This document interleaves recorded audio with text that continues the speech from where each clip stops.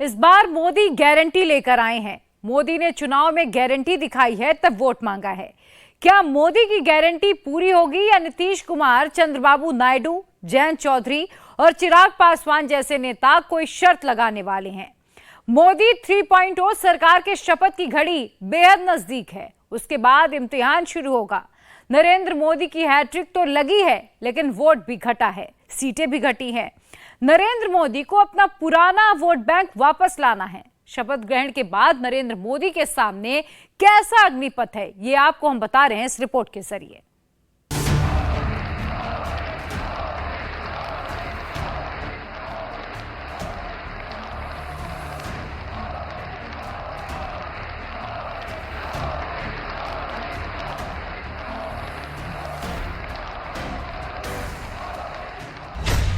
भारत माता की, भारत माता की, भारत माता की। मोदी 3.0 सरकार कैसे चलाएंगे? 3 करोड़ गरीबों को घर, ये ऐसे कहने का आंकड़ा नहीं है जी। कितनी मेहनत पड़ती है मुझे मालूम है, लेकिन हम सफलतापूर्वक इसको कर पाए हैं। 4 करोड़ लोगों को दे चुके हैं। 3 करोड़ का हम संकल्प लेकर के आज से आगे बढ़ेंगे। यानी ये भी हिम्मत है कि 4 करोड़ देने के बाद जिन परिवारों का विस्तार हुआ है, जरूरत पड़ी है और राज्यों की भी उसमें इच्छा है, 3 करोड़ नए घर बनाने का संकल्प। 70 वर्ष की आयु से ऊपर के व्यक्तियों को, नागरिकों को 5 लाख रुपए तक इलाज के लिए मुफ्त इलाज की व्यवस्था। मुद्रा योजना के तहत हमारे नौजवानों को कारोबार के लिए 20 लाख तक की उनकी बैंक से उनको लोन मिले, इसकी व्यवस्था। ये मैं समझता हूं कि वायदा हमारे तीसरे कार्यकाल की गारंटियां, सब मैं अभी बताता नहीं हूं, लेकिन इन गारंटियों के प्रति हम कमिटेड हैं और उसे पूर्ण करने के लिए हम कोई कमी नहीं रखेंगे। इंडी अलायंस वाले तो कह रहे हैं मोदी गठबंधन ही नहीं चला पाएंगे तो सरकार क्या चला पाएंगे। लेकिन मोदी कह रहे हैं 5 साल नहीं 10 साल तक सरकार चलाएंगे। फेक न्यूज फैलाने वाले देखते रह जाएंगे। हमारे जो इंडिया अलायंस वालों ने इस चुनाव में फेक न्यूज में एक्सपर्टाइज कर लिया, डबल पीएचडी कर लिया उन्होंने, वो शायद इसका भरपूर उपयोग करेंगे। हम कृपा करके इन चीजों से दूर रहें, अफवाहों से दूर रहें। ये जो टीम बैठी है वो अनुभवी टीम है, मुझे भी सही सलाह देने वाली टीम है और इसलिए टीम मिलकर के बहुत सही निर्णय करने वाली है। कृपा करके ब्रेकिंग न्यूज के आधार पर देश चलेगा नहीं, ये मान के चलिए।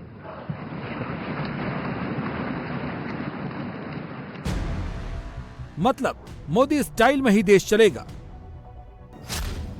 डेडिकेशन के साथ इंप्लीमेंटेशन होगा। 24/7 मोदी अवेलेबल रहेंगे। इंडिकेशन दे दिया है, कंफर्मेशन भी हो गया है। मोदी 3.0 का संकल्प ले लिया गया है, टारगेट फिक्स कर दिया गया है। विकसित भारत का संकल्प लेकर के हम चले हैं। 3 नंबर की इकोनॉमी पहुंचना मैं जानता हूं। निश्चित रोड मैप के साथ उसको हम पार करने वाले हैं। और मैंने पहले भी कहा था कि मेरा पल पल देश के नाम है, मेरा पल पल आप लोगों के नाम है। मैं 24/7 अवेलेबल हूं।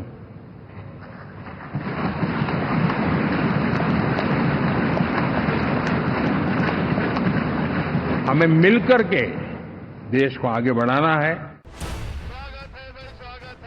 जो लोग कह रहे हैं कि मोदी सरकार तो बैसाखी पर है, मोदी डिसीजन ही नहीं ले पाएंगे, गठबंधन सरकार का कोई अनुभव ही नहीं है, वो सरकार ही नहीं चला पाएंगे, तो वो ये तस्वीरें जरूर देख लें। इसमें गठबंधन की हिस्ट्री भी नजर आएगी और केमिस्ट्री भी दिख जाएगी। चंद्रबाबू नायडू के पास 16 सांसद हैं, पवन कल्याण के पास 3 सांसद जो मोदी के पीछे खड़े हैं। मोदी इसीलिए 3.0 के लिए डटे हैं। ये तस्वीर भी देख लीजिए। नीतीश कुमार के पास 12 सांसद हैं। मोदी 10 साल का प्लान क्यों देख रहे हैं? क्योंकि नीतीश इसका भरोसा दे रहे हैं। मोदी को 3.0 को लेकर कॉन्फिडेंस के पीछे एक तस्वीर यह भी है।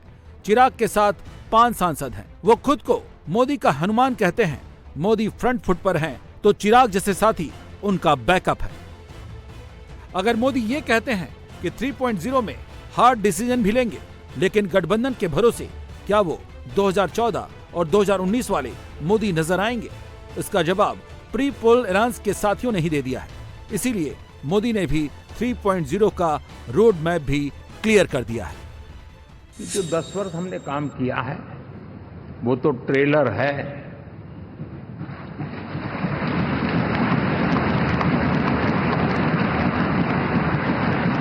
और वो मेरा चुनावी वाक्य नहीं था, ये मेरा कमिटमेंट है। हमें और तेजी से, और विस्तार से, और तेज गति से देश के आकांक्षाओं को पूर्ण करने में रत्ती भर भी विलंब नहीं करना है।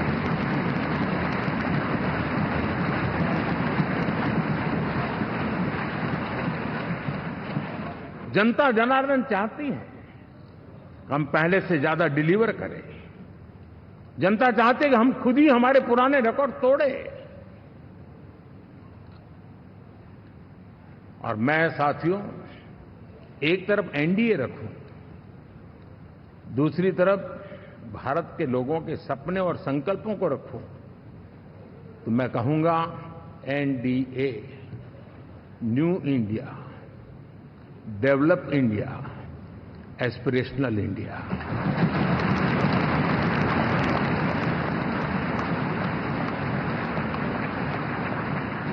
और इसी सपने और संकल्पों को पूरा करना ये हम सबका संकल्प भी है, कमिटमेंट भी है, और हमारे पास रोड मैप भी है। गुड गवर्नेंस पर जोर होगा, क्वालिटी ऑफ लाइफ हर ओर होगी, मिडिल क्लास एश्योर होगा, लोकतंत्र मजबूत होगा, विकास का नया दौर होगा, विकसित भारत का सपना साकार होगा। एनडीए सरकार में हम अगले 10 साल में, मैं बहुत जिम्मेवारी के साथ कह रहा हूं, अगले 10 साल में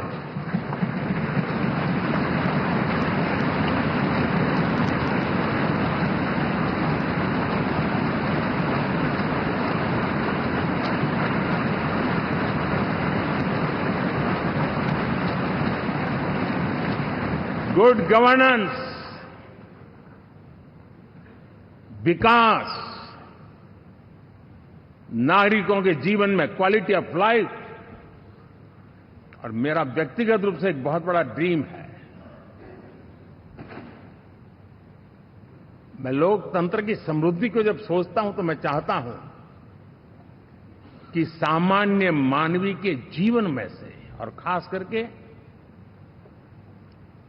मध्यम वर्ग, उच्च मध्यम वर्ग, उनके जीवन में से सरकार की दखल जितनी कम हो उतनी लोकतंत्र की मजबूती है।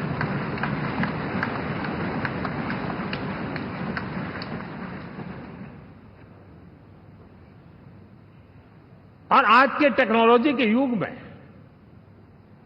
बहुत आसानी से हम, वरना एक दिन में 10 काम हो तो 10 अलग अलग वो सारी चीजें मांगेंगे। हम बदलाव चाहते हैं। गुड गवर्नेंस का ये भी एक महत्वपूर्ण पहलू है।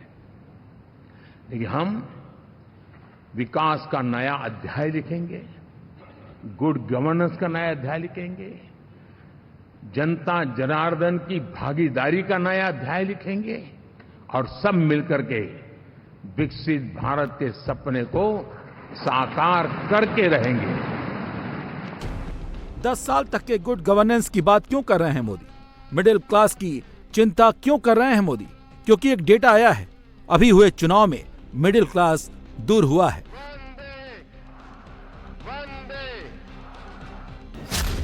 जो पुअर क्लास 2014 में 24% मोदी के साथ था, 2019 में 36% हो गया, 2024 में सिर्फ 1%, यानी कि 37% बढ़ा। लोअर क्लास 2014 में 31% था, 2019 में 36% हो गया, लेकिन 2024 में 1% घटकर 35% रह गया। मिडिल क्लास जो 2014 में मोदी के साथ 32% था, 2019 में 38% हो गया, लेकिन 2024 में 3% घटकर 35% हो गया। मिडिल अपर क्लास जो 2014 में 38% था, 2019 में 44% हो गया, लेकिन 2024 में 3% गिरकर 41% हो गया। पुअर क्लास तो मोटा मोटा सेट रहा, लेकिन 2024 में मिडिल क्लास का वोट घट गया। 10 साल तक अगर मोदी को जाना है तो मिडिल क्लास का वोट बढ़ाना है। हिंदुस्तान में 6 करोड़ टैक्स पेयर हैं। यही मिडिल क्लास टैक्स देता है, जिससे पानी, बिजली, रोड जैसे इंफ्रास्ट्रक्चर तैयार होते हैं। जो फ्री की रेवड़ियां बढ़ती हैं वो भी इन्हीं के पैसे से आती हैं। और जब यही परेशान रहेगा तो वोट परसेंटेज तो गिरेगा ही। इसीलिए मोदी ने 3.0 में कह दिया है, गुड गवर्नेंस पर जोर होगा, सबके लिए प्रयास होगा, सबका विकास होगा। नरेंद्र मोदी 3.0 सरकार को लेकर मिशन मोड में है, लेकिन विरोधी कह रहे हैं कि अब तो मोदी का जमाना चला गया है। 2024 के चुनाव नरेंद्र मोदी के लिए व्यक्तिगत रूप से, राजनीतिक रूप से और नैतिक रूप से एक प्रचंड हार हुई है। ये कुछ भी कहें, जो उन्होंने नारा लगाया था 400 पार, वो पूरा नहीं हो पाया।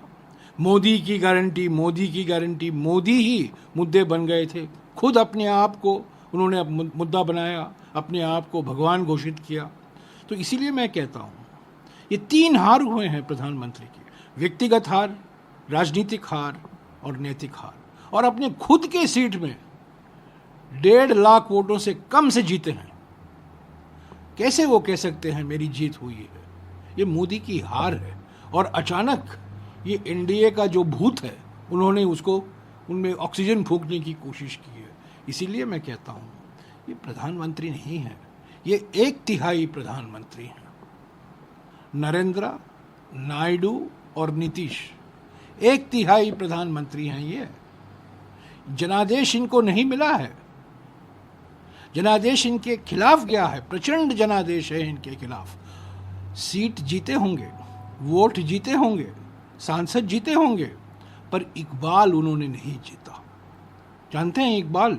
जसवंत सिंह हमेशा अपने भाषण में कहा करते थे, नेता को और सरकार को इकबाल की ज़रूरत है, यानी कि वो लेजिटिमेसी की ज़रूरत है। वो नरेंद्र मोदी खो चुके हैं। और वो कुछ भी कहें, वो 1/3 प्रधानमंत्री के रूप में आज वो उन्होंने दावा किया है कि मैं सरकार बनाऊंगा। अरे ये तो गठबंधन चला नहीं पाएंगे। इनका बंधन क्या है? ये डेमोक्रेसी में इनका कोई विश्वास नहीं है, डेमोकुर्सी में विश्वास है। मोदी की ताकत, मोदी का मैजिक, मोदी का करिश्मा इंडिया अलायंस का एक एक नेता जानता है। इसीलिए मोदी 3.0 को लेकर निगेटिव नैरेटिव फैला रहा है।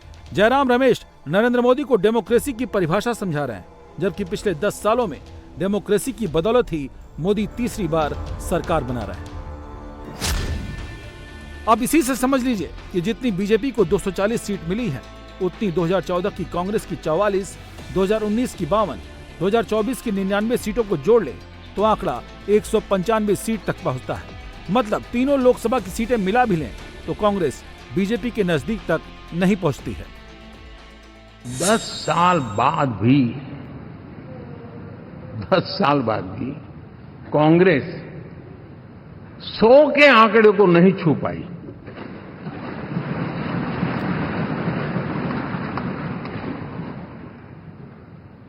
और अगर मैं 14, 19 और 24 3 चुनावों को जोड़ करके कहूं, कांग्रेस के 3 चुनाव जोड़ूं, तो इन 3 चुनावों में जितनी सीटें मिली है, उससे ज्यादा हमें इस चुनाव में मिली है।